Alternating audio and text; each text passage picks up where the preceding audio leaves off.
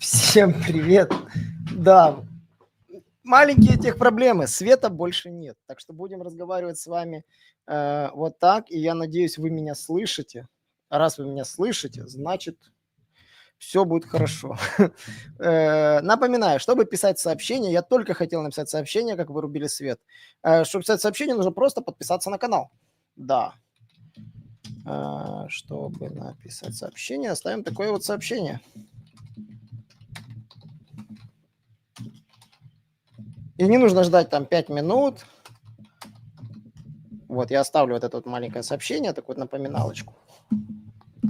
Ребят, сегодня мы будем рассматривать важные лайфхаки розетки. Я буквально пару дней назад проводил одни и те же консультации с разными нашими клиентами и постоянно всем советовал парочку лайфхаков. Вот в этом видео я хочу рассказать про эти лайфхаки, которые есть у розетки. Я напоминаю, что у меня вышла огромная статья на нашем канале, на нашем сайте. Я сейчас вам просто покажу экранчик, где будем мы все показывать, разговаривать. Я буду строго общаться с вами в комментариях, и в комментариях мы будем все эти лайфхаки рассматривать. Все отлично, видно, слышно, видно, все отлично. Меня видно и слышно. Вот я буду такой вот маленький в уголочке вот у вас вот здесь. Я вам тут мешать не буду.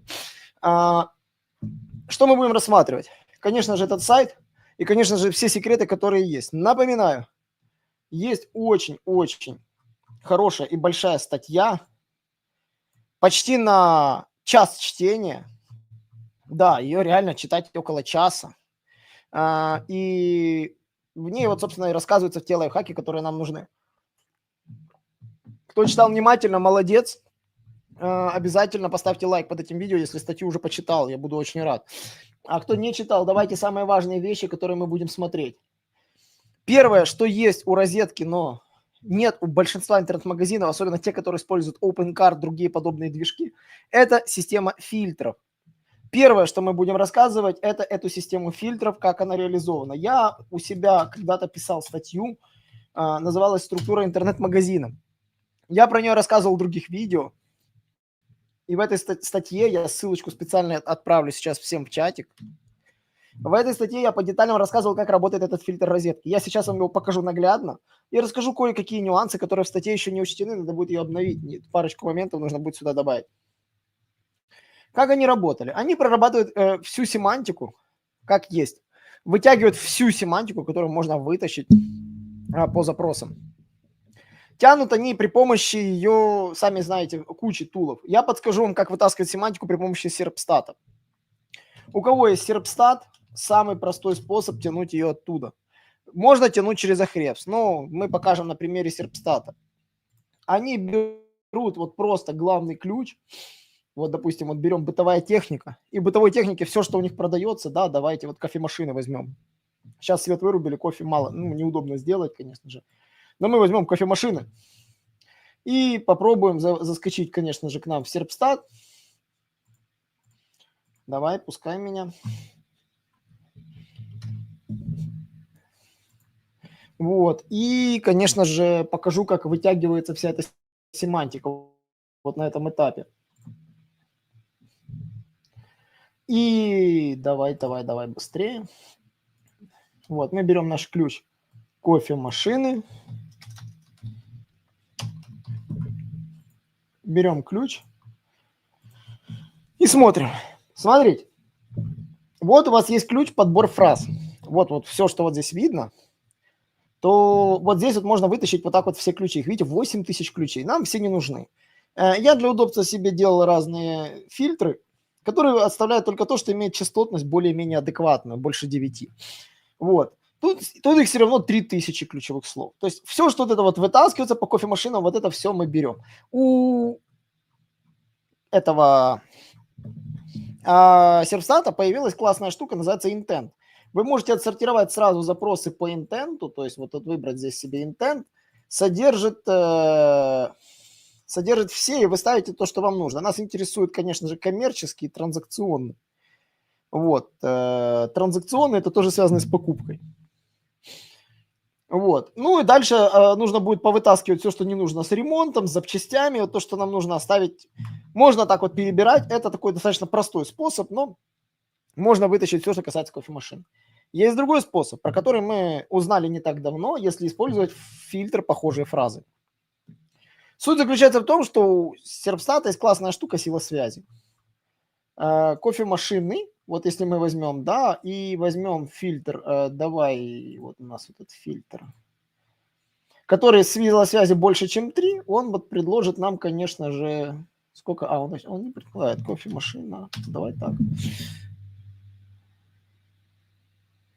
Кофемашина, он лучше работает. Вот, я беру свой сохраненный фильтр. Сила связи больше, чем 3, видите? Подложите что-то под клавиатуру, чтобы по ушам не било. Просто это вот такая клавиатура, понимаете, она... Сейчас придумаю, как микрофон в сторону отвести. Спасибо, что подсказываете. Вот, и вот мы видим все запросы по этой кофемашине. Сколько их у нас всего? 142. И вот можно просмотреть все запросы, которые как-то связаны с этой страницей. Они годятся нам именно для основной страницы. Но нам нужны те самые фильтры. То есть, напоминаю, в разделе «Похожие фразы», вот там, где мы были первый раз, есть запросы, которые все целиком. То есть в подборе фраз. А в похожих фразах только те, которые касаются этой страницы. Так вот, если из вот этого списка исключить похожие фразы, у вас останется все, под что можно делать фильтры.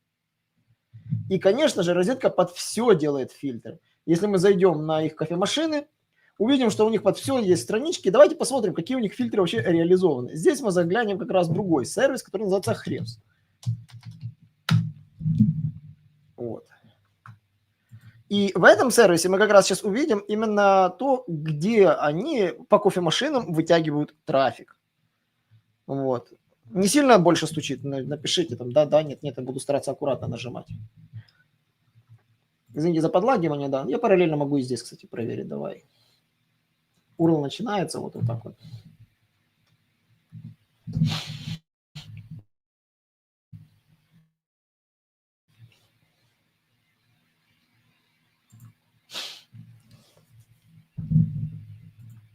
Мне почему Ahrefs нравится больше, у него отчет по топ-страницам поприятнее будет.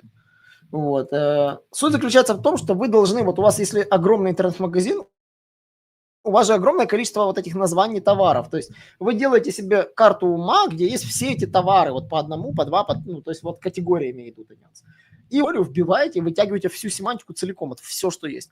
Если у категории есть синонимы, перебираете все синонимы и все это сваливаете в одну большую кучу. Вот. Вот я поэтому не очень люблю Serpstat, вот он как-то вот тут не очень удобно работает. У Ahrefs с этим все получше. Вот, смотрите, у нас 1400 ключевых слов с трафиком 18 тысяч. Вот как они прокачивали свои кофемашины. И что мы смотрим? Мы заходим в топ-пейджес, шикарный отчет, я считаю, это шикарный отчет. Почему? Потому что в нем видно и сами страницы, и главные запросы. И вот вы видите, кофемашина, и вот эти вот бренды, видите, вот все эти бренды идут. Вот на примере кофемашин мы будем смотреть внимательно.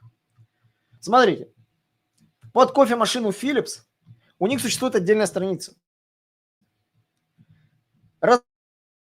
Разработчикам, которые меня смотрят, которые, либо владельцы сайтов. Ребята, скажите, вот кто владелец сайта, кто разработчик? Напишите, пожалуйста, в чате, в комментариях. Кто SEOшник? Вот. Потому что у нас все-таки 17 зрителей смотрят. Интересно, кто на связи. Вот, мы попали на страничку кофемашины Philips. Обратите внимание, как устроен у них URL. То есть, если кофемашины URL был у нас вот таким, то кофемашины Philips имеет вот такой хвостик через слэш, продюсер Philips. Увидели, да, этот момент? Заметьте, никакого знака, вопросительного знака, никаких амперсандов. Это такой знак, который выглядит вот так. Ни вот такого знака в параметрах урла не существует. Вам, надеюсь, видно. Если вы смотрите меня на мобилке, наверное, видно не очень.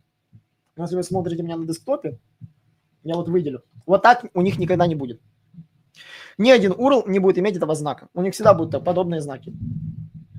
Вы спросите, а что будет, если я выберу несколько фильтров? Например, Philips и какую-нибудь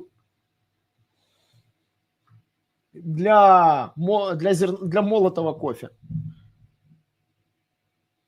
Кофемашина Philips для молотого кофе. Какой разделитель они используют? Они используют разделитель между двумя параметрами точка с запятой. И обратите внимание, ой, не могу увеличить красиво. Хотел красиво увеличить, не получилось.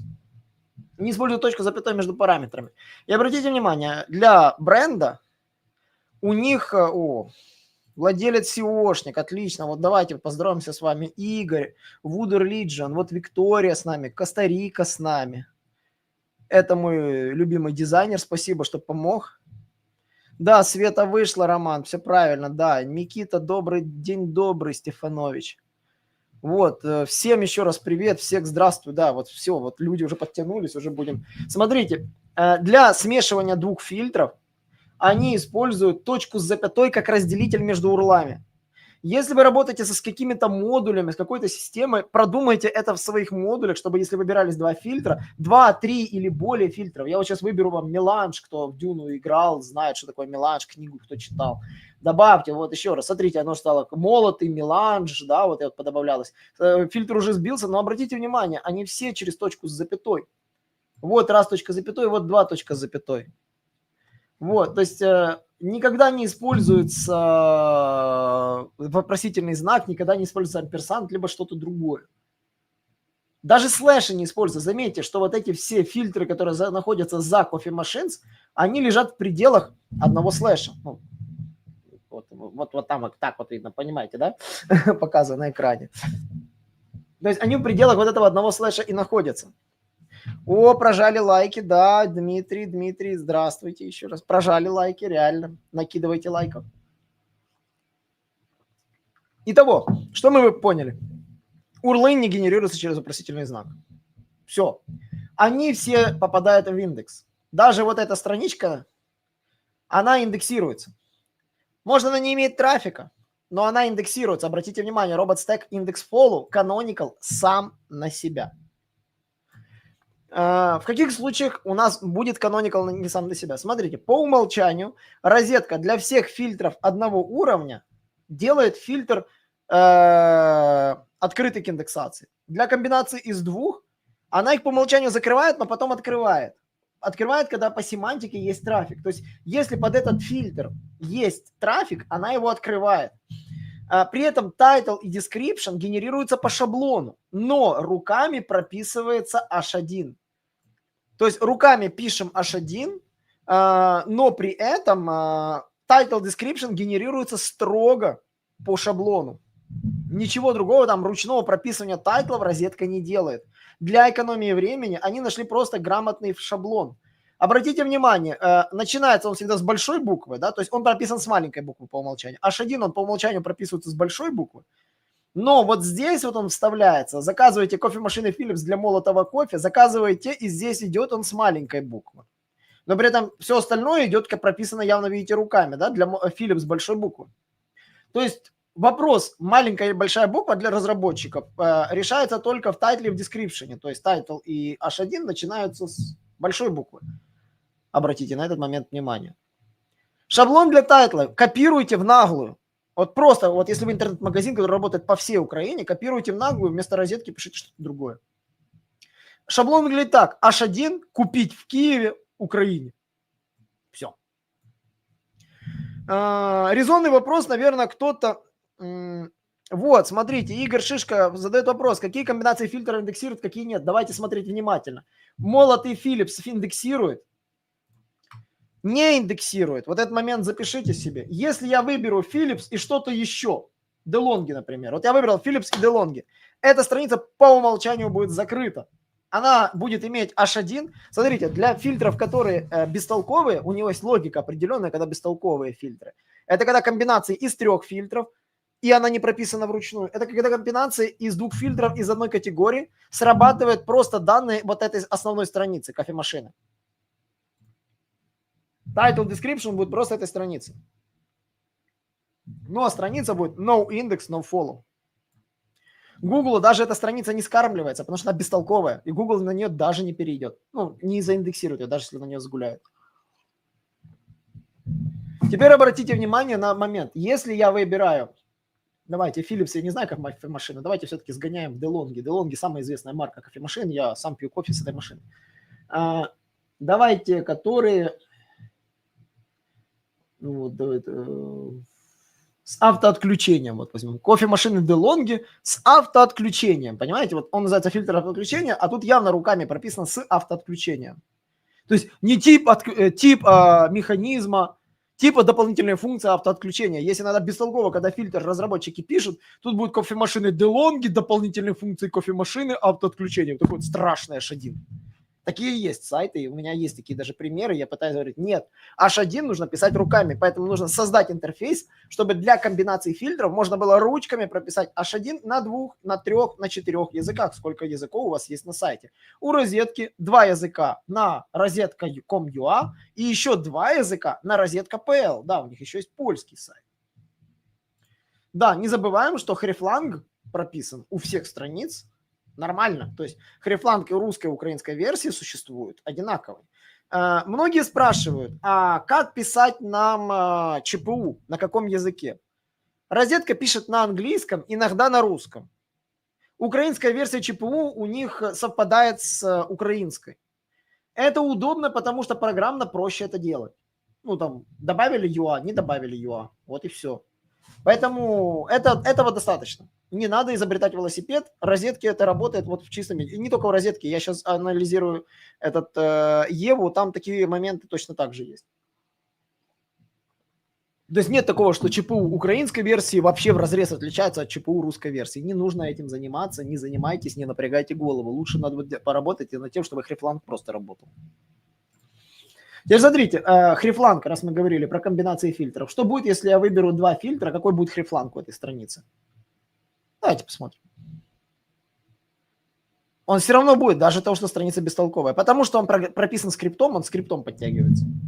То есть вне зависимости, на какой странице есть, Hreflang прорисовывается для этой страницы.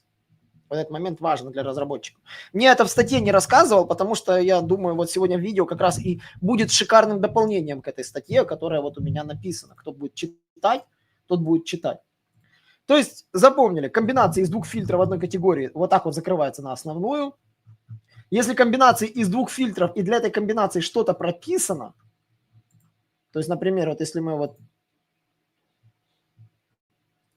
если мы возьмем зерновой с блокировкой от детей, кофемашины, видите, для этой комбинации нет ничего. Но для некоторых комбинаций, даже из 3 фильтров есть. В основном это у айфонов и у ноутбуков. Это древнейшая категория розетки. Ноутбуки это и фотоаппараты древнейшая категория. И видеокамеры. Почему? В статье я рассказывал детально, сколько лет розетки. С 2005 года они на минуточку, и с 2005 года они развиваются. И первое, что они продавали, как раз это были ноутбуки и, конечно же, эти видеокамеры, фотоаппараты. Так, я надеюсь, на ваш вопросик ответил. Ребята, задаем вопросики, движемся дальше.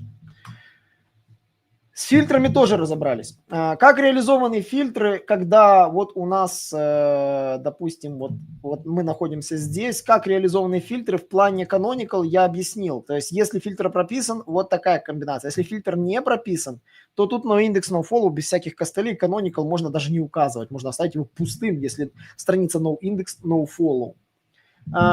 Смотрите, еще очень важный момент. Lang, розетка, пишет ru. Вот просто, да, вот у нее lang.ru. Но Hreflang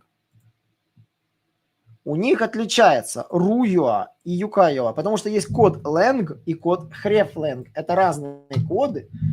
Кто знает, тот молодец. Кто не знает, напишите «не знаю». Вот это очень полезно, вот как раз будет кто смотреть чат. Смотрите, HTML-lang прописывается в начале обычно статьи и говорит, какой это язык вообще на данный момент страницы. Но к какому региону и какому языку относится эта страница, прописывается в коде Hreflang. Вот, вы можете увидеть Hreflang ru.ua. Видите? Ага. Розетка поставила защиту от копирования, но... не защита, это меня просто подлагивает. Вот, то есть вот ru.ua, мы вот сейчас полистаем. Ой, ужасно.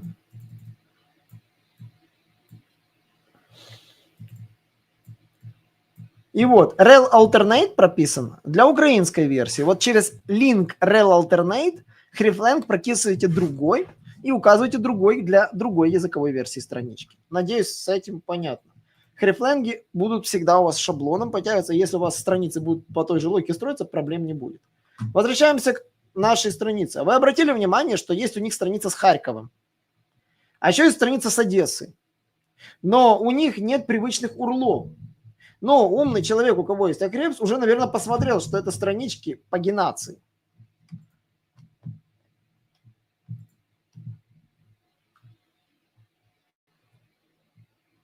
Где тут еще будет? Давайте в Львов зайдем. Смотрите, первая страница кофемашины, напоминаю, была Киев, Украина. При этом, кстати, забавно, что вот это, почему-то она вот уже, когда вот сломанная, она уже без слова Киев, она просто с Украины. И если посмотреть описание у этой страницы, вот на которой я сейчас нахожусь, интересно, слово Киев будет? Киев вообще не упоминается.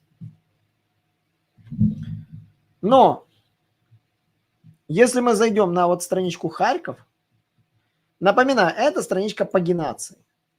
И если мы посмотрим canonical этой страницы, кто знает, тот уже знает, да. Кто не знает, сейчас будет шокирован. Сейчас прогрузится, ребята, подождите.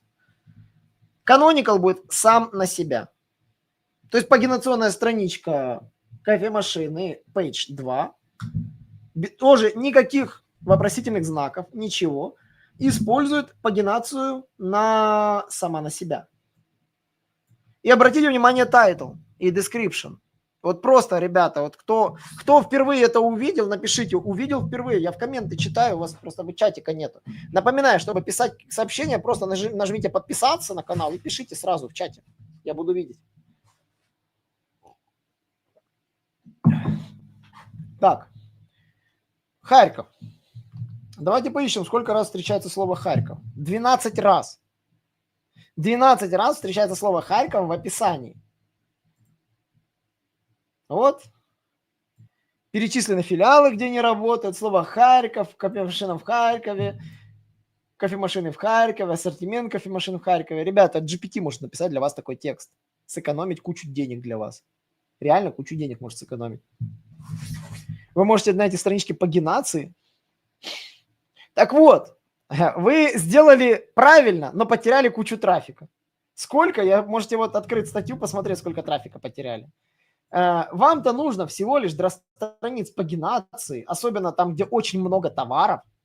Ну, у вас же будет много страниц пагинации. Поэтому можете сделать так, чтобы у вас отображалось там по 20 товаров, чтобы не сильно много было, да, там 24 товара.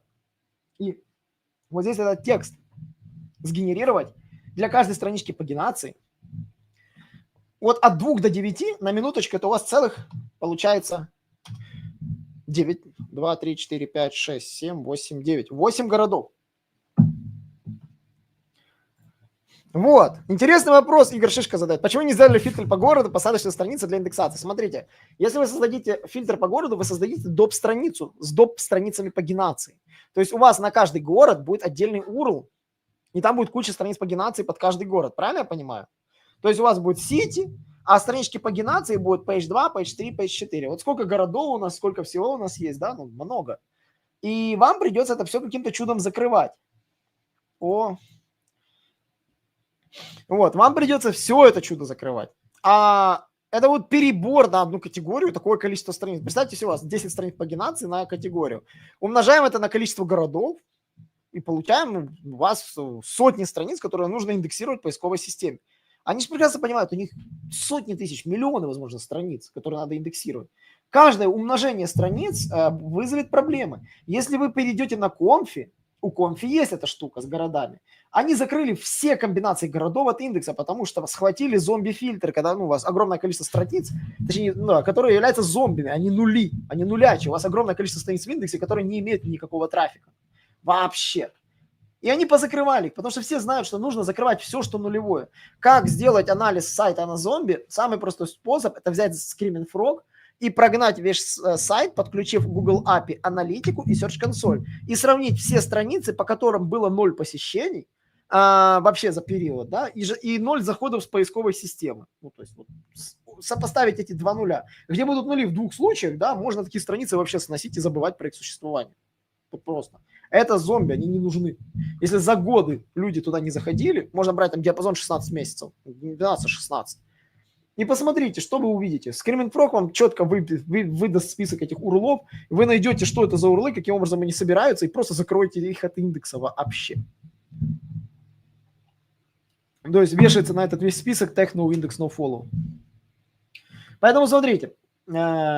Кофемашина Одесса. Заметьте, H1 не меняется, чтобы поисковая система не сошла с ума.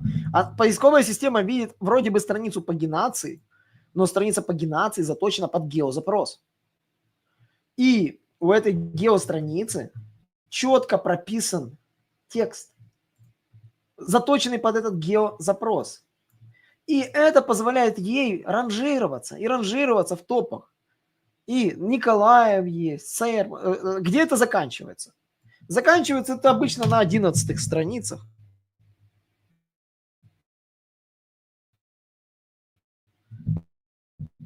Вот. Обычно на 11 страницах оно все и заканчивается.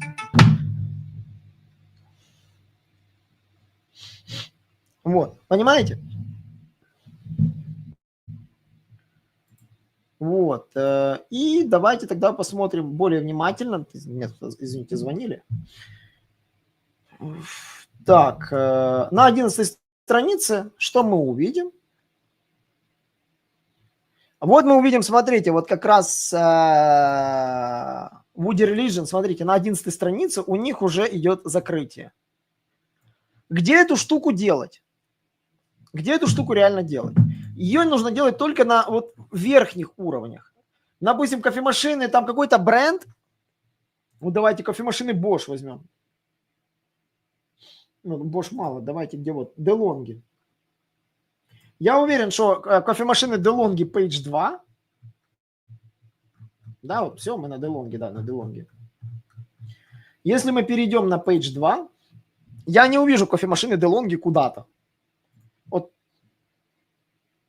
Да, видите, классическая страничка пагинации, которая вот реализована то, как раз Woody Religion нам написал. То есть для всех страниц других работает то, как написал Woody Religion. Но для страниц верхнего уровня они специально оставили canonical сам для себя и добавили непосредственно отдельные тексты, отдельные тексты на каждую из страниц. То есть вернемся обратно, вот где мы были, кофемашины Винница. Вот. Вот, и получается такая вот штука, что таким образом страницы пагинации все равно есть, но они их оптимизировали под запросы. Лайфхак реально простой. Лучше сделать кастомный фильтр по городам. И работает сильно лучше. А пагинации под фильтр там должны отсутствовать. Но смотрите, если я еще не закончил, но у розетки есть маленький прикол. Заключается в том, что городов-то больше, чем 9 штук, да? Ну, то есть тут... Если мы вернемся на первую страницу,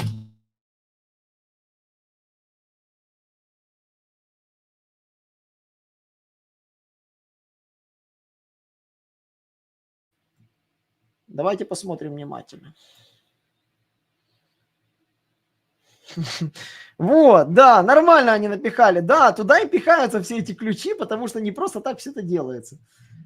Вот, смотрите внимательно. У них есть такая еще штука, как вот эти вот фильтры, видели? Для кофемашин они этого не делали. Но если мы зайдем в другую категорию, вот хотел на кофемашинах показывать, но придется, чувствую, вот ноутбуки показывать, как есть. Они делали теги под ноутбуки Луцк, ноутбуки там еще. Сейчас она прогрузится мне.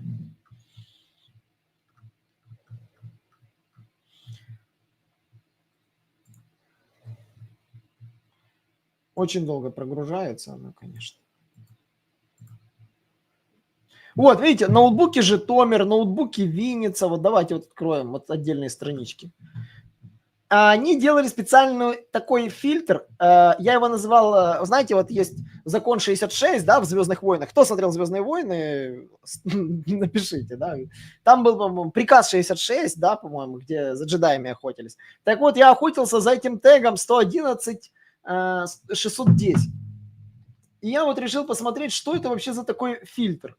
И давайте вот мы вместе с вами проведем полностью это расследование по этому фильтру.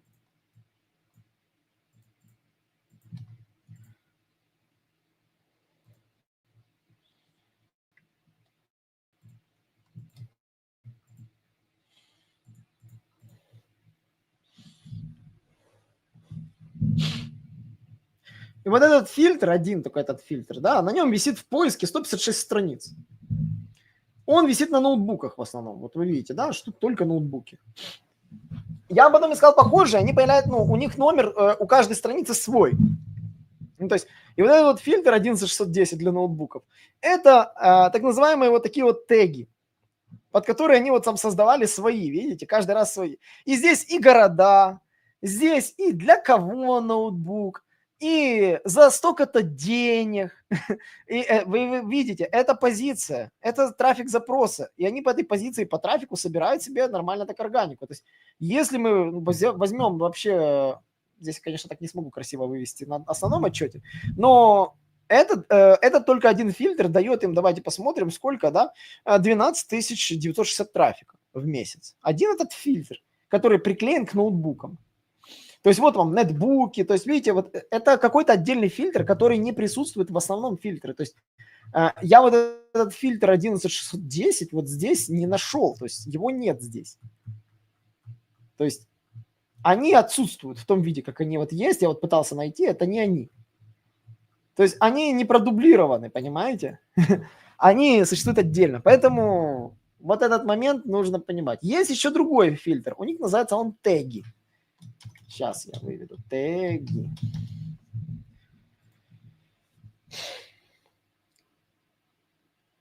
Здесь будет побольше страниц, да, вот как раз вот приказ 6666.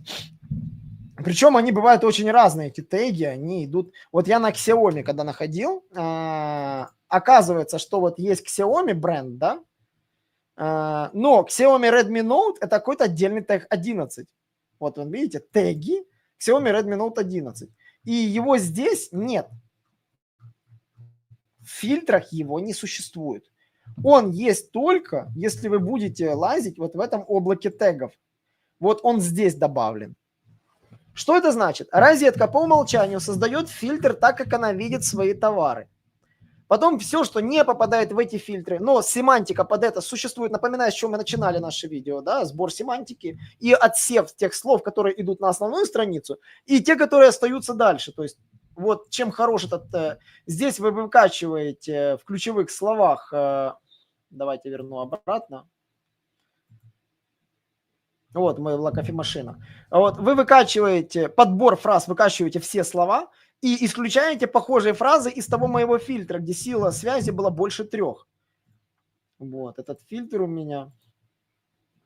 Вот если такой фильтр вы используете, запомните тайм-код 3753, да, то есть вот если вы такой фильтр в Серпсате используете, эти слова вы читаете из найденных фраз, остаются те слова, которые нужно распределить по фильтрам. И если у вас под это фильтр есть, вы, соответственно, этот фильтр открываете. Если у вас под это фильтра нет, собираете вот эти теги и располагаете внизу. И вы таким образом создаете под каждую версию страницы свою страницу. Обратите внимание, под каждый созданный таким образом фильтр пишется текст. Он пишется. Так, давай вот.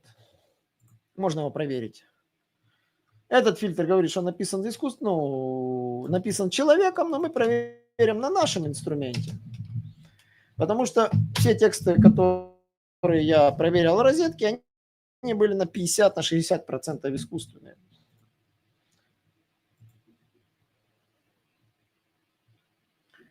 Так, AI контент-детектор.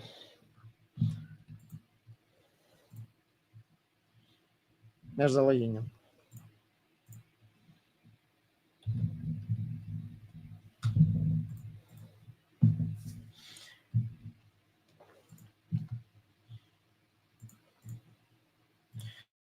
Ссылочку на инструмент сбрасываю для вас. Пока он его сканирует, я вам честно скажу, эти тексты можно писать просто в GPT. Вот, без каких-либо костылей. Юрчик, доброго дня.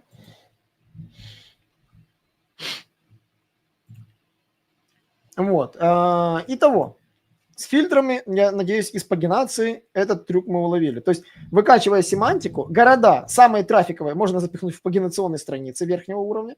Все, что не запихивается, идет в теги. Теги запихиваются сюда облаком, и, честно говоря, можно их запихивать очень много. Главное, чтобы было место.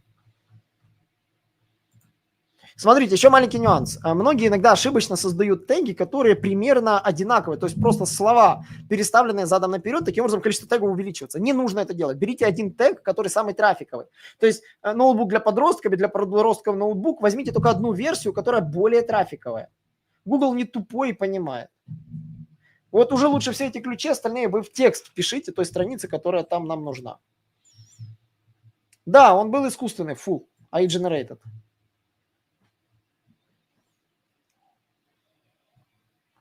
Вот. Весь текст искусственно сгенерирован. Поэтому берем GPT, клепаем тексты в эти описания категорий и просто делаем грамотный текст, чтобы там было нормально описаны те товары, которые вам нужны. Для этого GPT обучаем списком товаров, списком брендов, которые у вас представлены в категории, чтобы он не писал чепуху, а писал то, что у вас реально продается. Добавляете там, где вы работаете. То есть сначала обучаете GPT парой-тройкой предложений, а потом просите его писать текст для этих категорий. Почему я вообще начал говорить за эти категории? Да, простой нюанс. Категорийные страницы у розетки, вот чтобы вы понимали, я провел исследование, да, товарные страницы приносят всего лишь 7,5% трафика. Это важно, да? При этом основные страницы, не брендовые категорийные, да, они приносят, по моим подсчетам, 75% трафика всей розетки. То есть 75% трафика приносят все странички с фильтрами.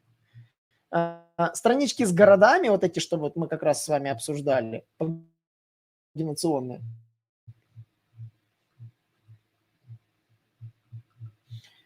Так. Вот, геозависимые запросы.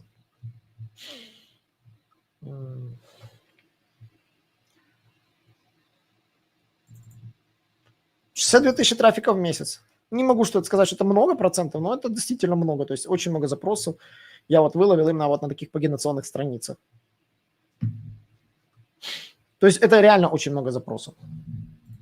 Ребята, вопросы задавайте, потому что я буду вебинар проводить еще не сильно долго, еще минут 20-15. И я хочу на ваши вопросы тоже вот поотвечать.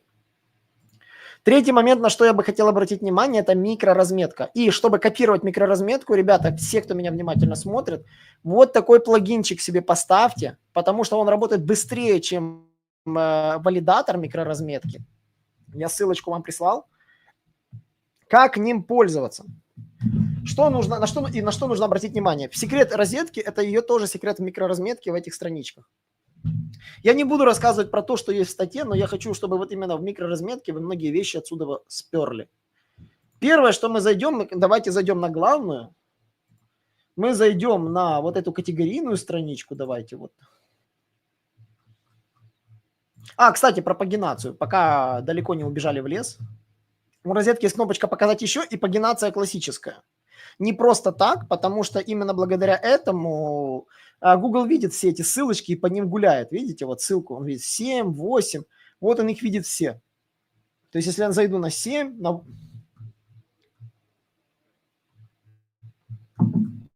он мне покажет, видите, до 9. Кстати, заметьте, до 9. То есть если я выберу 9, интересно, что он мне покажет. Покажет ли мне 10, 11? Не покажет, все правильно, да, 10, 11 он будет показывать. То есть он показывает их, потому что вот здесь, собственно, есть переходы. А напоминаю, что с 1 по 9 у нас странички имеют свои тексты. То есть вот напоминаю, да, 9 это наша была винница. Так, возвращаемся обратно. Смотрим. Самое важное. У нас есть кофемашины, у нас есть главное. И давайте какую-то конкретную конкретный товар, какой-нибудь ноутбучек посмотрим. Вот, смотрите, на главной, вот вы нажимаете на этот тул, он сейчас прогрузится. Ну, давай быстрее.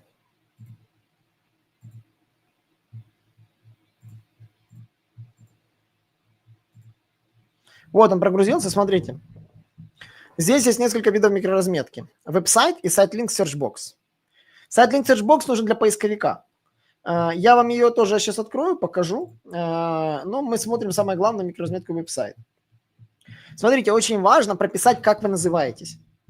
Вот ваш магазин может называться как угодно, но вот именно ваш брендовый ключ, как вас должны искать, как вы подписаны, собственно, в выдаче. То есть вот если мы смотрим.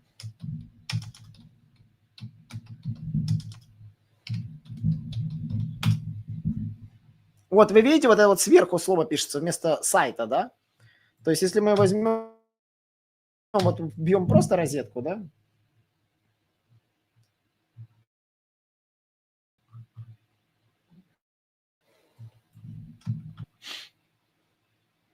Ну.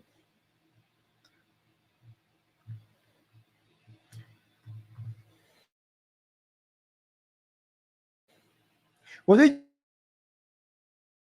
у кого-то вакансии до, да, вот там, видите, Telegram, у кого-то вот Visa.com.ua, Hotline, вы видите, да, это название, вот это вот название, которое выводится. Экономичная правда. Оно же берется не из воздуха. Укрнет. Так вот, если у вас по запросу здесь выводится вместо вашего названия ваш сайт, вот именно вот здесь, вот как вот розетка от UA, да, вот этот вот, это значит, что у вас не прописан name в микроразметке веб-сайт. Чтобы выводилось то, что как вы называетесь, именно правильное прописание больших букв, подобные тому вещи, да, то нужно прописать именно вот этот name. Вот. Обратите внимание, как у меня записан SEO Quick, как мы и пишемся. SEO большими буквами, Quick маленькими. Вот. Это написание тоже прописано в микроразметке. Это name.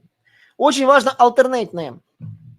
Чтобы сказать поисковой системе, это тоже мое название.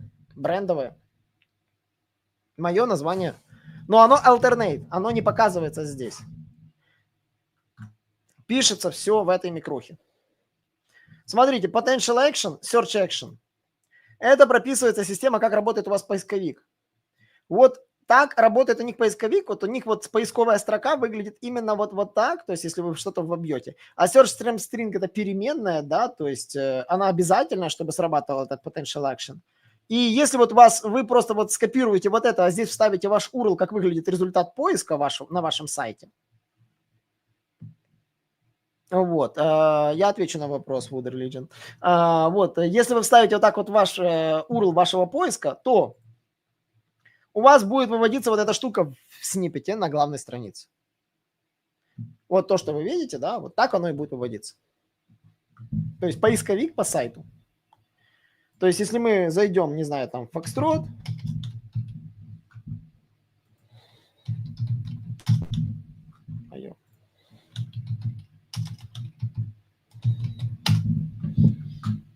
та же штука, видите? Тоже поисковик. Чтобы ловить этот сниппет. Вот видите, как Foxtrot подписан? Интернет-магазин Foxtrot. Вот так они подписаны. Вторая микроразметка, которую мы будем смотреть. Обратите внимание, если я возьму, скопирую этот URL,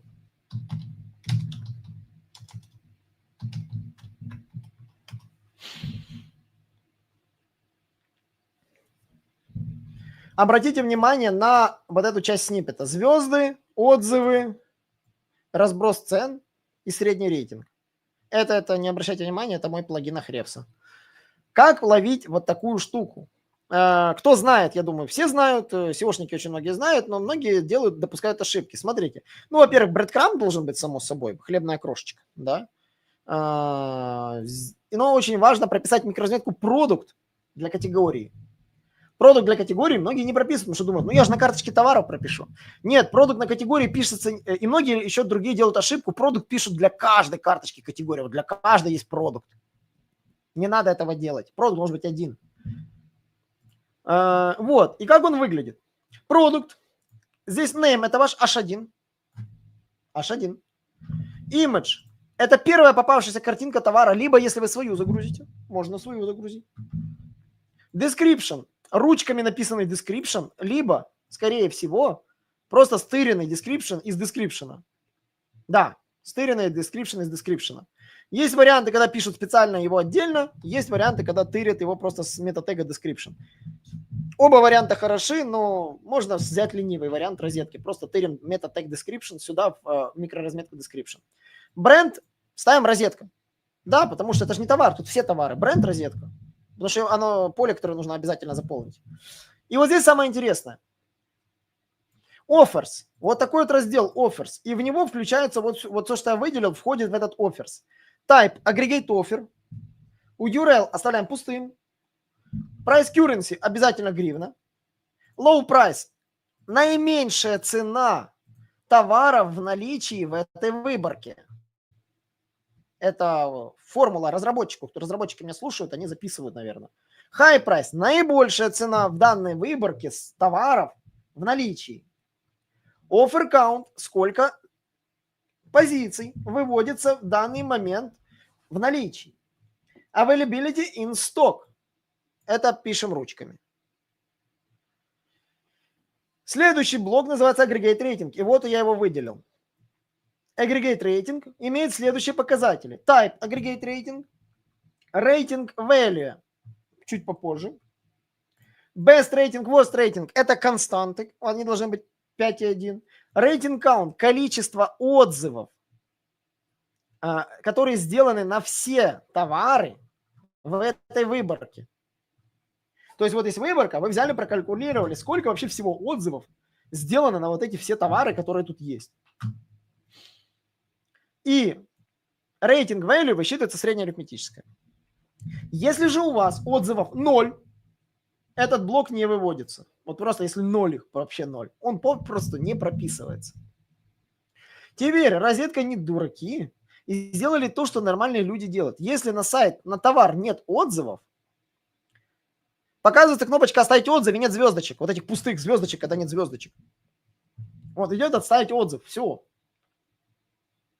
А вот отзывы сами. И смотрите, розетка сделала хитро. Они для отзывов сделали отдельную страничку. Я про это в статье рассказывал, не хочу сильно детально оставляться. А эта страничка канонизируется сама на себя. То есть у них, у товара 2 страницы. Общая страница и страница с отзывами. И вот эти отзывы, вот как выглядит запрос. Отзывы и название товара. Почему они так сделали? Потому что люди гуглят товары, отзывы на какие-то конкретные товары. То есть если мы возьмем вот так вот,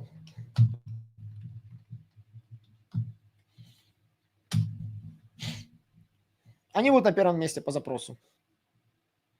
Вы будете удивляться, но люди гуглят отзывы. Трафик может у этого запроса быть нулевым, но люди будут именно так гуглить, писать название товара и вот дописывать вот так вот. Отзывы. Розетка снова будет первой. Обратите внимание, это простой трюк. Просто страничка с отзывами вынесена на отдельный URL, канонизированная сама на себя. Странички характеристик у них тоже имеют свой URL, но они закрыты от индексации оригинальным тегом. NoIndexFollow. Follow, чтобы эти все ссылки, они ведут на фильтры. Google по ним прошелся и учел в перелинковке. NoIndex, этот контент не уникален, поэтому он закрывается. Вот и все. Все очень просто.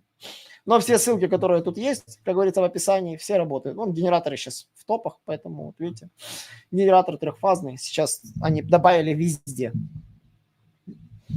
Да, эти ссылки в облаках вы можете какие угодно делать. Надо что-то продать и усилили ссылочками что-то. Возвращаемся дальше к нашей самой интересной и вкусной теме. Микроразметка на товаре.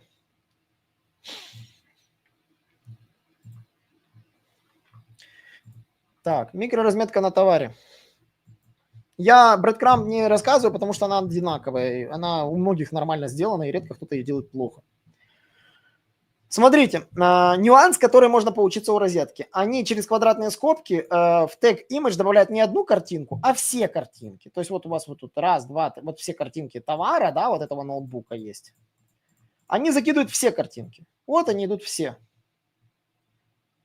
Name это H1. Вот этот страшный, это огромный текст, это name, это наш H1. Господи. Ну вот. SKU, GTIN, это такие вещи, которые штрих-коды, это прописываются, которые внутри, вы знаете, да, их SKU нужно обязательно прописывать для каждой позиции свой. Вот. URL, понятно, это URL, здесь ничего нового. Description это... самое смешное, что такое description в микроразметке product? Видите, какой он огромный?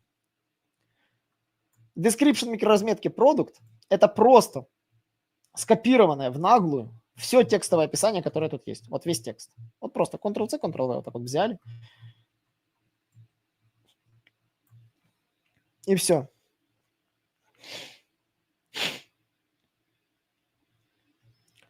Вот это все, блин, есть и больше, а без бюджетов, увы, счастье не то. Так самое интересное, что вот меня слушают сейчас разработчики, они же могут сесть и потеть над своими сайтами, подумать, как это все перестроить, перереализовать и все это поставить. Ну, поставить микруху на все товары. То есть я вам рассказываю шаблоны, которые вот можно просто взять и скопировать. То есть смотрите, description это просто стыренное текстовое описание. Item condition у нас будет на всех товарах у розетки new condition, хотя есть и BU, used. Вы можете погуглить, какие там condition в схеме прописываются для бэушных товаров. Это не вот так важно. Ну, и смотрите, микроразметка offers, она имеет вот следующий параметр. Type offer, availability, in stock, ну, соответственно, если товар в наличии, да, если out of stock, то если нет в наличии. Там, кстати, у availability в микроразметке можно посмотреть, там есть много других вариантов. Это для тех людей, допустим, которые занимаются товарами под заказ. Если вы хотите, собственно, показать, что у вас товары... Бывают разные форматы, вот их все варианты. Backorder, discontinued, это если товар больше не поставляется. In-stock, если в наличии. In-store only, это если он есть в розничном магазине. Limited availability, это если он заканчивается. Если вы хотите, чтобы товар заканчивался, сообщите Гуглу и кому угодно. Pre-order, это если надо заказывать. Out of stock, если он закончился. Sold out, если он распродан и не скоро появится. Вот вы можете. Reserved, это если осталась одна позиция, она забронированная. Можете вот этот фильтр, вот эту логику себе взять. Но мы не будем так далеко залазить. Смотрим дальше. Прайс, цена, прайс и currency. А вот эта штука обновляется в момент того, когда я открыл страницу. Price valid until, она стоит всегда на год вперед от времени, когда я открыл страницу. Всегда. То есть Google сканирует страницу, увидел, цена еще на год. Ну, отлично. Типа цена актуальна. Бренд. Здесь бренд, в отличие от розетки, уже не розетка. Здесь бренд того товара, который у нас есть. И смотрите, всегда нужно прописывать поле URL под вот этот бренд. И у розетки есть особый тип страниц, которые созданы под бренды. Эти страницы я писал тоже в своей статье. Ребята, зайдите, почитайте. Они очень простые. Суть в чем? Вот эти вот страницы, которые вы видите, они... с параметром, с тем самым вопросительным знаком. Почему? А потому что они не индексируются, они закрыты от индекса. Но вот эти все внутренние странички, они ведут куда? В категорию, в которой мы только что сейчас описывали.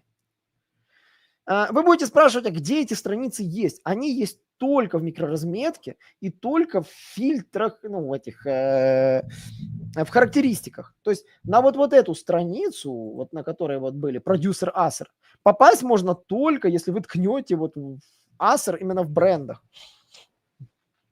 Вот.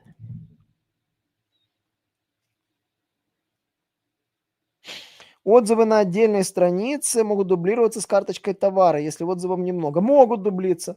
Розетка и дублирует. Она показывает 3 последних отзыва на основной странице. Мы сейчас к этому перейдем. Смотрите, вот мы как раз доходим, не спешите, как говорится. Брендовую страничку поняли, как делать, да? И самое смешное, что вот эта брендовая страничка, она очень простая. Вы можете шаблон просто себе спереть и использовать.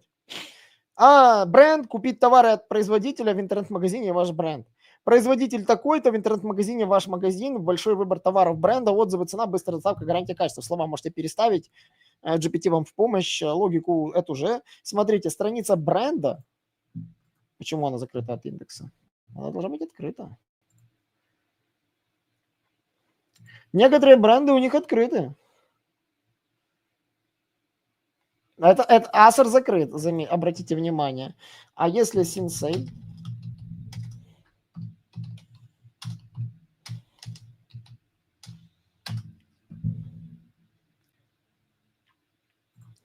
Скорее всего, он закрыли, потому что он дублирует Canonical, да. А смотрите, а Sensei открыт. И если вы вобьете Sensei в Гугле, они будут на 3-м месте.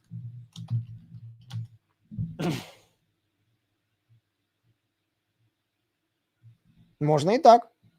То есть какие-то бренды можно и открыть от индекса. Acer, скорее всего, не закрыли, чтобы он не мешал их другим. Хотя это такое. Бренды вот одежды у них открыты. Едем сюда. Ревью. Обратите внимание, в ревью идут 3 ревью. Структура каждого ревью одинаковая. Type ревью, автор разделяется type, person, name, имя, как зовут человека, кто оставил отзыв. Date published, без времени, только дата. А description – это полный текст отзыва, что писали. Вот полный текст идет в description. Здесь 3 будут всегда последних отзыва. Но aggregate рейтинг рассчитывается не по 3 отзывам, а, конечно же, по всем. То есть best рейтинг, worst рейтинг у нас статичный. Рейтинг count – это количество отзывов на вот этот конкретный товар. А type aggregate rating, понятно, ну, а rating value рассчитывается как среднеарифметическое по всем отзывам, которые там оставлены. Теперь, Михаил, давайте посмотрим вместе вот их страничку отзывов. Тут 6 отзывов уже, да? А давайте глянем, а какая тут микроразметка.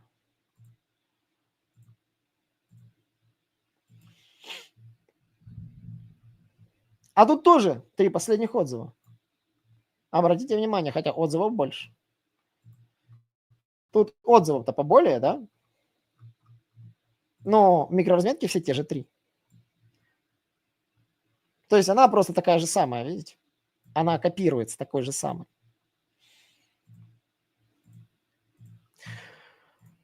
Так, здесь ответил.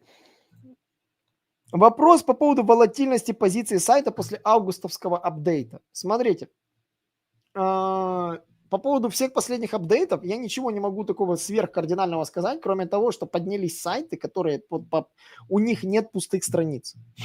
Вот у меня есть сайты, у которых доля пустых страниц в индексе минимальна, то есть прописан контент, выводятся карточки товаров, они поднялись. Те, у кого доля пустых страниц, именно на которых ничего нет, она вошла вниз.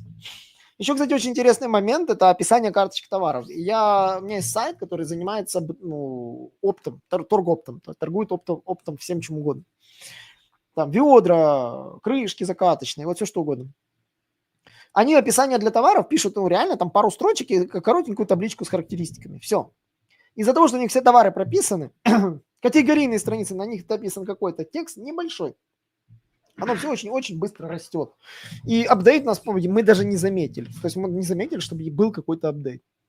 Поэтому у меня не так сейчас много клиентов, с которыми я работаю на магазинами, то есть их не так сильно много. Но все, где доля пустых страниц минимальна, они все поднялись. Второй момент – это наличие бренда. Все сайты, у кого есть бренд, отлично пережили этот апдейт. Абсолютно отлично. У кого брендовый трафик практически следовой и его очень мало, им, конечно, тяжело. Ответил, надеюсь, на важный вопрос. То есть брендовый трафик является важным. Розетка, кстати, по брендовому трафику я же рассказал и в статье, и здесь показал примером, как отлично ловит трафик за счет фильтров и за счет отдельных страниц продюсеров. Так, по микрухе это самое важное рассказал. Все товары прописаны, уникальное описание, пустые страницы нет. Смотрите, проверить пустые страницы, еще раз говорю, проверьте себя в скриминге. Сколько страниц в индексе имеют нули. И с этими страницами нужно работать. Либо их временно закрыть от индекса, но индекс nofollow, прописать и открыть. Проверьте себя обязательно. Вот этот момент проверяйте. Проверьте свои сайты все на предмет нулевых страниц. Все, что там 12-16 месяцев не имело трафика, ну, лучше 12, даже 16 я разогнался, 12 не было трафика, закройте их. Вообще, зачем в Google туда ходить, если люди туда не ходят? Закройте их полностью. То есть показы на уровне вообще там следовые, то есть просто их закройте, их сосредоточьтесь на тех страницах, которые вам приносят какой-то трафик, чтобы они поднимались выше. Поведенческий фактор-то никто не отменял. Так, по поводу еще моментов. таких очень-очень важных. С текстами объяснил, с облаком тегов объяснил вам, с отзывами, когда нет отзывов, не выводите, если их нет, вот эти вот пустые звезды не делаете. Вот пагинацию не забываем. Вот. Еще очень важно делать, визуально выделять товары, которые в наличии и не в наличии. Вот, например, розетка очень классно делает, да, потому что поведенческий фактор на товаре не в наличии вызывает чаще всего закрытие. И люди должны сразу понимать, ну, сузить выбор, который у них есть. И визуально его лучше делать, а не при помощи каких-то спецфильтров. Вот. По поводу фильтров объясню. Смотрите, все фильтры, розетки есть в карте сайта. Я не смог проверить, потому что карта сайта розетки закрыта. Ее нельзя посмотреть. Вот. Поэтому, Игорь Шишка, ваш первый вопрос потерялся. Смысл всегда есть.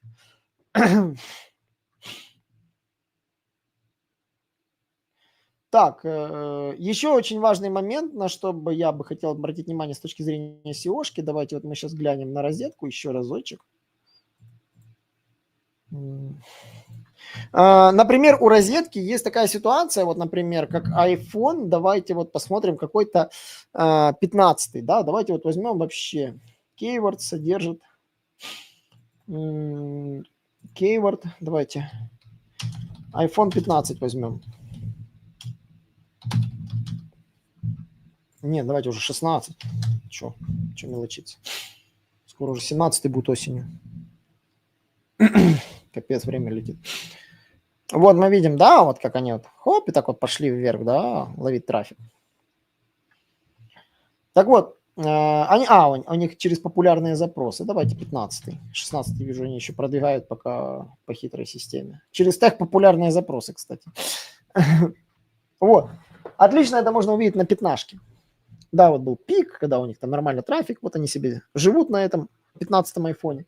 Обратите внимание, iPhone 15 Pro 256 гигабайт – это не товарная страница. Это страница, вот как видите, пересечение фильтров. Тот случай, про что я вам говорил. Раз фильтр, два фильтр и три фильтр. То есть 41404 – это, скорее всего, объем памяти. Продюсер, понятно, это наш вот бренд. И Series – это отдельный у них фильтр серии. Почему я говорил, у них телефоны хорошо проработаны, у них даже некоторые фильтры названы. И смотрите, Apple iPhone 15 Pro 256 гигабайт. То есть что мы видим? iPhone 15 Pro, да, Apple и 256 гигабайт. И этот фильтр он отстреливает только если выбран бренд Apple, иначе он не появится. Вы его не увидите никогда в жизни. То есть если вы уберете Apple, вас выкинет на мобильный телефон. И вот этот фильтр – это не фильтр товарной страницы, это фильтр категорийной страницы. И здесь у нас, видите, 4 товара. Объясню, за счет чего, зачем они так делают. Каждый цвет – это же разный товар. На разные варианты цвета могут быть разные отличия. Смотрите, но при этом весь нюанс, вот я нахожусь на 256 гигабайт, все равно есть выбор опции 128 гиговой. То есть он все равно вот здесь есть в карточке товара. То есть они товары одной памяти объединяют вместе, как размеры у обуви, вот этот момент. Но при этом разные цвета, видите, выносят в отдельный товар. Почему? Потому что товар, скорее всего, визуально люди будут выбирать по цвету, а память могут зайти и вот тут опционально уже себе выбрать. То есть вот они видят здесь себе память, они могут себе там выбрать, какую нужно. Поэтому память они сделали визуально вот так. Хотя и цвет у них можно выбрать так, они в этом плане молодцы. То есть можно посмотреть, вот этого цвета уже типа нету в наличии, да, наверное, нет. Да, сообщить, когда появится. Он вообще отсутствует у них. И черного нету, и белого, наверное, нету, да. Только серый остался. Серо-золотой. Вот. Это уже товарная страничка. И вот эта товарная страничка, она может реально даже не иметь трафика. Вот вообще еле-еле. Вообще еле иметь. Но вот эта вот страничка фильтра, вот, которая создана под конкретный запрос, в который попадает 5-6 товаров, это все равно является категорийной страницей. Поэтому у розетки смазано понимание товарной и категорийной страницы. Вот это товарная страница. У розетки P это Product Page, это будет товарка. То есть где-то товарная страница забирает трафик. Но в целом, как вы видите, бесцветовые версии запросов, да, они забираются на категорию. Вот, поэтому вот очень важно продумывать, вот с чего я начинал ваше видео, это скоринг семантики, собрать всю семантику, собрать этот огромный файл на 10 тысяч слов. Почему говорю серпстат? Серпстат реально собирает кучу слов, вот просто кучу слов. И в серпстате можно вычесть слова, которые касаются верхнего уровня страницы, вот той самой, которая просто. Давайте, вот мы просто возьмем Apple iPhone, просто запрос.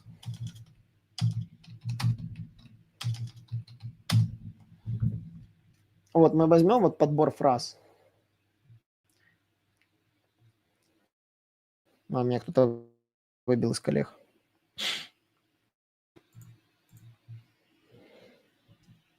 Ребята, кто-то еще на связи? Меня еще кто-то смотрит?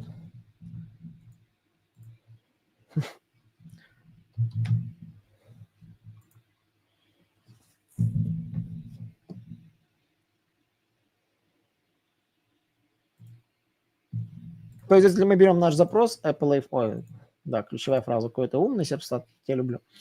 Вот если мы берем этот запрос, в нем 3000 слов, да, но вот я все нужные запросы вот этим своим фильтром, а у меня название я не могу уже переименовывать, он у меня вот так вот как есть, так называется, не смейтесь. DJ Cloud пишет минус. Дивимось. Добре. Вот. А это запрос именно на основной странице айфонов. То есть вот их вышли, осталось все остальное. И вот это все остальное нужно распределить по всевозможным вариантам комбинаций фильтров и придумать для них страницы. И страница может быть на одну категорию, от там 2-3, вот у меня сейчас клиент, у него там полиграфия, там 2-3 страницы набывает. И на примере розетки может быть реально сотни. То есть если мы возьмем просто iPhone и давайте URL doesn't contains от P09,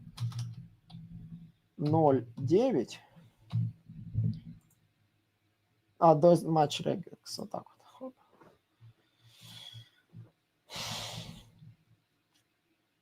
758 страниц айфонов у розетки.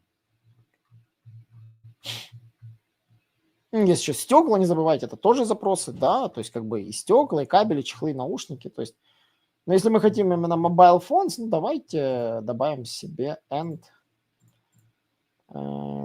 contains mobile, ну давайте,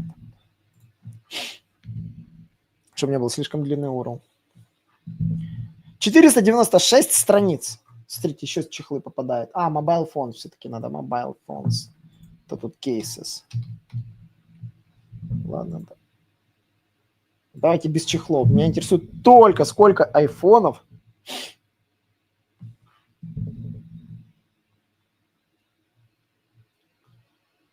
Вот сколько айфонов, вот можно посмотреть, да, вот страниц, сколько мы тут насчитали. 176 страниц только айфонов. И вот под это все, так, что тут белый попал, белый не должен был, золотой попал. Вот iPhone Днепр, они под отдельный запрос сделали, видите, теги iPhone и Днепр. Кто видит у нас десктоп, а потом увидит. Сори, я, наверное, заслоняю себя вот так вот. То есть вот, iPhone и Днепр, вот такой вот URL.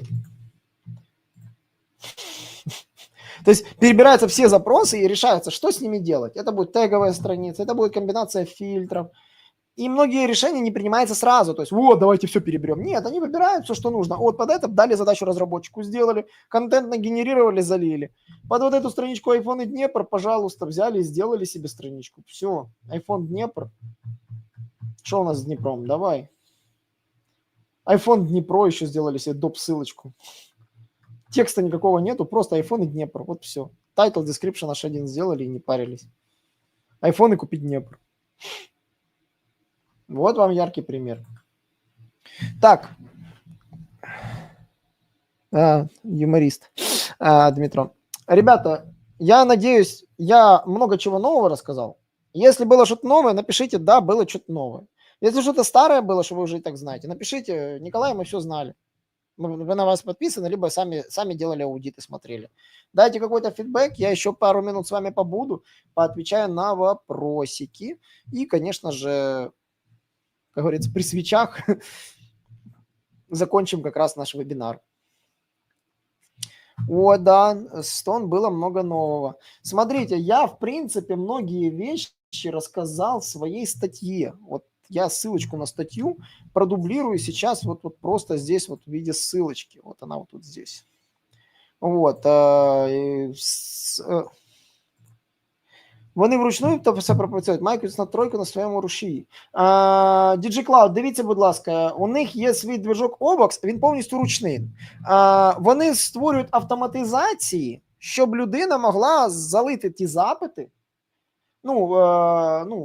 якось проробляти ці запити. Тобто під завдання створюється рушій. Тобто от, потрібно завдання створити теги і розмістити їх. Тобто створюється функціонал для створення тегів і додавання їх у окремий інтерфейс. Я працював, у нас був сайт на самописі, ми це все робили руками. Ми писали розробнику, як має виглядати моя адмінка, як має виглядати це на юзер-інтерфейсі, тобто що людина бачить. Де ці теги мають виводитися, давали завдання дизайнеру, щоб він промалював ці елементи, як вони мають виглядати. І це робота розробників, тому я дуже був вдячний, що тут розробники підключились і послухали, вони мають подумати, як це реалізувати в своїх двигунах, рушіях, як це, все це зробити на своєму сайті.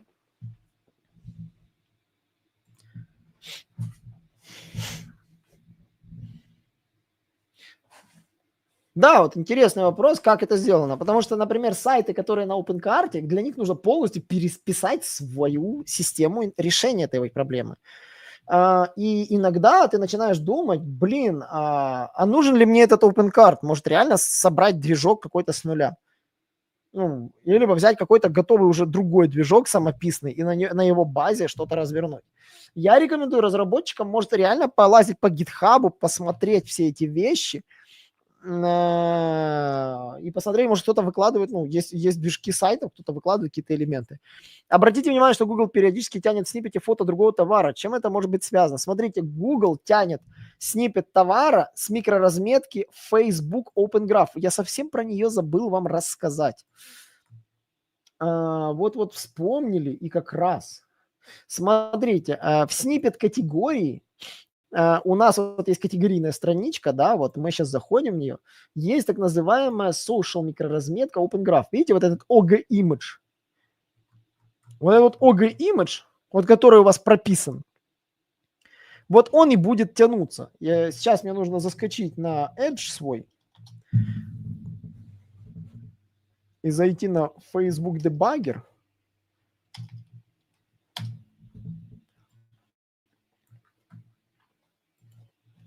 Отладчик репостов, так называемый. На нем можно проверить, как у вас... Да, про Open Graph я в статье очень много рассказал. Советую глянуть. Про Open Graph там реально много. Смотрите, вот микроразметка Open Graph. Вот мы сейчас можем повторить скрапинг. Но суть в чем? OG URL, OG Type, OG Title, OG Image, OG Description, OG Updated Time, OG Image Alt. Кстати, Image Alt для Open Graph это просто H1. Но альты для SEO-шки в коде страницы можно писать изображение, можно писать фото. Но лучше изображение, потому что у вас же это изображение, а не фото. Вот микроразметочка, пожалуйста. Open Graph. Альты. Как выглядят альты у розетки? Если вы зайдете в код товара и посмотрите альты любой картинки, они все будут строиться по логике изображения H1 изображение 1, H1 изображение 2, H1 изображение 3. И не нужно изобретать велосипед. Вот. Видите, я вот выделил эту картинку, вот я вам подсвечу. H1 изображение 1. Все. Очень важно, кстати, вот прописывать этот тег src set для разных размеров 480, 1600. То есть, видите, у них разные как-то картинки, которые имеют разный степень сжатия. Видите? По крайней мере, может, у меня так выглядит. Вот через тег src set прописываются разные варианты под разный размер. src set это обязательную штуку для оптимизации через картинки. Все, что вы видите здесь, можно посмотреть, какая логика, скопировать и внедрить у себя. То есть NGSC set, вот у них два. 480W и 1600W. Вот, альты для SEOшников это H1 изображение 1. Вы можете уже сегодня посмотреть у своих магазинов, прописаны ли альты. Если они не прописаны, сделайте вот такой скрипт, который просто вот пропишет альты вот именно вот так, по такой логике, и не надо изобретать велосипед. Самое смешное, что это альты, они прописаны скриптом, когда я захожу на страницу. То есть если я зайду на украинскую версию страницы, там будут зображения. То есть смотря как Google зашел, он одну и ту же картинку увидит и изображением, и изображением. Оптимизация картинок тоже очень важная тема. Давай. Вот.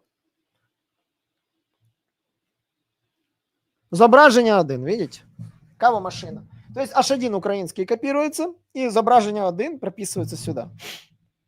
То есть H1 русский изображение 1, H1 украинский зображение номер 1, там 2, 3, 4. Микроразметка Open Graph есть не только здесь. Смотрите, есть такой трюк, когда можно цена, отзывы, дешево, но в картинке цена не годится, отзывы не годится, дешево не годится, потому что люди в картинках цену не гуглят. Они ищут фотки чаще всего, либо просто вбивают название товара. А вот для отзыва в отдельную страницу с комментариями это идеально делать. Цена, у вас изначально коммерческая страница имеет цену. Дешево, вот этот запрос под не товарный запрос. Вот если это не товарный запрос, делайте тег. Я же вам рассказывал, розетка под дешевые ноутбуки сделала отдельную страницу.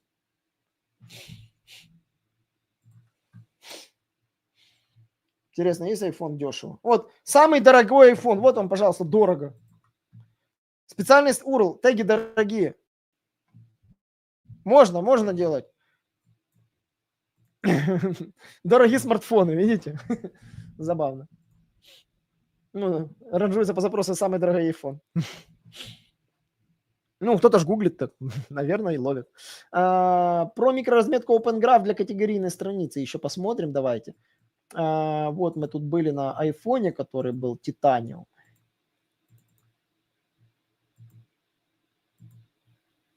Вот, возьмем вот эту страшную страницу.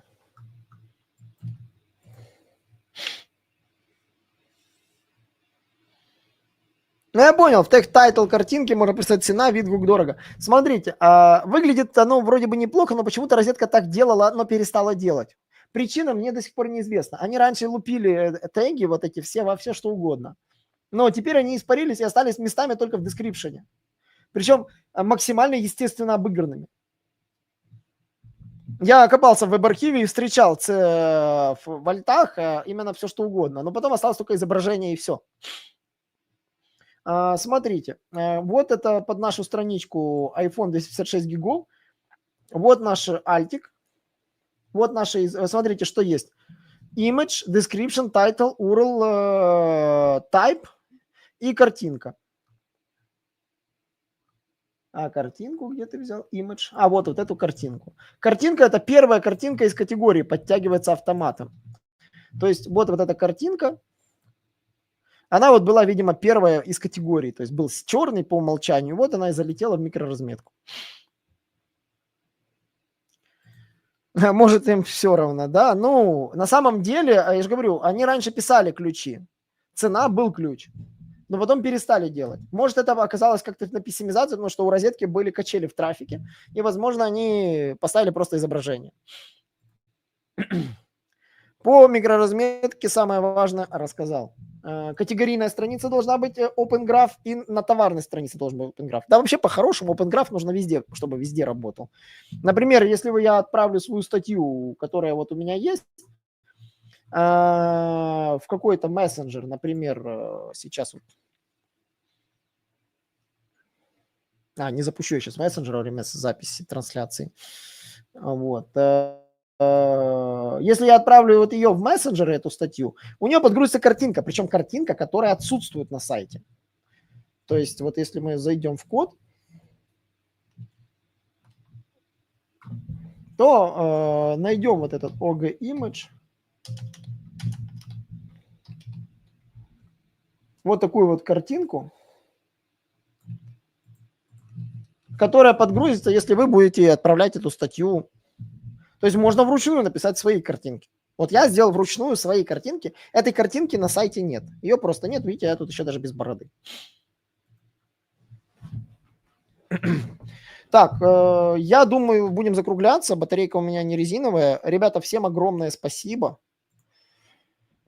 Будет еще серия нескольких видео по розетке, и мы сделаем хорошенький такой плейлистик. Там было еще несколько моментов, и там есть видео, посвященное истории, видео, посвященное вот этим техническим моментам более детально. Вот Дмитрий, как раз мой дизайнер, он как раз его заканчивает верстку, и оно скоро появится у нас на канале.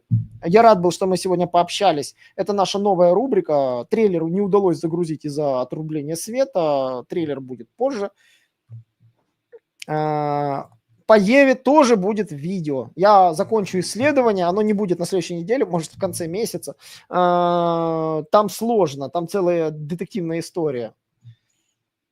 И действительно сложный сайт, учитывая, что он изначально был другим сайтом, продавал видеокамеры, а теперь продает все для женщин.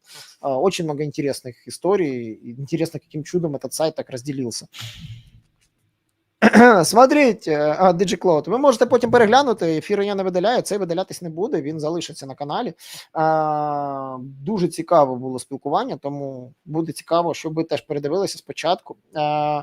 Я просто хотів розказати дуже важливі елементи, які мають розробники втілити на всіх своїх сайтах. І це відео я також відправлю всім своїм клієнтам, бо їх розробники мають знати, що ці лайфхаки дають дуже багато трафіку. Вот. Рубрика классная, да, рубрика будет вот такая вот свежая, то есть мы будем показывать реально классные вещи, которые мы тоже умеем делать, мы умеем это все использовать, собирать, скорить семантику, распределять, давать задачи, что с каждыми ключами делать, мы это умеем делать, поэтому, кому нужна вот SEO-шная часть, которая связана с семантикой, а разработчики, владельцы сайтов, посмотрите это видео, поговорите со своими разработчиками, если вы не разработчики, либо разработчики, подумайте, как это внедрить, и таким образом можно собирать очень много трафика, просто благодаря тому, что вы создали удобные интерфейсы для своих сайтов, для создания тех или иных страниц. На этом все, ребята, всем спасибо. Был рад всех вас увидеть, я рад за живое общение, мне всегда нравится живое общение, поэтому всем спасибо и пока-пока.